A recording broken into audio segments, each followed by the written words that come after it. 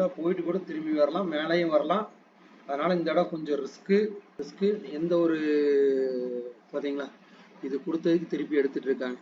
இந்த இடத்துல காலில் இருந்தாவும் சான்ஸ் இருக்கா அப்படின்னா, கால்லேயும் கண்டினியூஷன் ஆச்சுன்னா தான், இல்லைன்னா திருப்பி நான் புட்டுக்கே வர்றேன்னு வந்துடுவாங்க.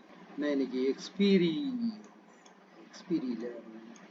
எக்ஸ்பி டே பேட்டர்ன் எப்படி உருவாகுது, அது ஏதாச்சும் நமக்கு சாதகமாக இருக்கா அப்படிங்கிறதெல்லாம் பார்த்துட்டு தான் நம்ம ஒரு என்ட்ரி எடுக்கணும். எந்த இடத்துல எடுத்தாலும் எந்த இடம் வேணாலும் திரும்பலாம்.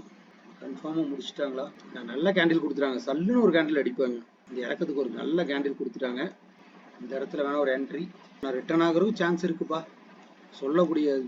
பார்த்தீங்களா, நல்ல கேண்டில் கொடுத்துருக்காங்க. அதனால் பாஸ் ஆனாலும் ஆகலாம், அப்படின்ட்டு பாஸ் ஆனாலும் ஆகலாம், ஃபெயில் ஆனாலும் ஆகலாம்.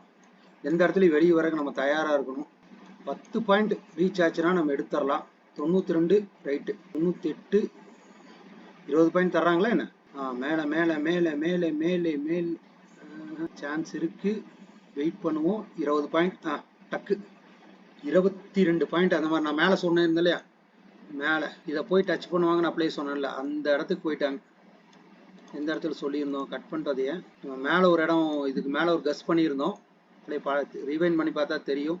கிட்ட 160 பாயிண்ட் 160 பாயிண்ட் போவாங்க அப்படின்னு நினச்சி அப்படியே நம்ம ஒரு கஸ் பண்ணி போட்டிருந்தோம். ஏன்னா ரிவைண்ட் பண்ணி பார்த்தா தெரியும், அந்த 160 பாயிண்ட் டச் பண்ணிட்டாங்க. நமக்கு 160 பாயிண்ட் டச் பண்ணிட்டாங்க. இப்போ ஸ்கேல்பிங்கில் ஒரு 20 பாயிண்ட், நமக்கு 24 பாயிண்ட் கிட்டத்தட்ட கிடச்சிருக்கு. 219 கட் ஆகிருக்கு நமக்கு.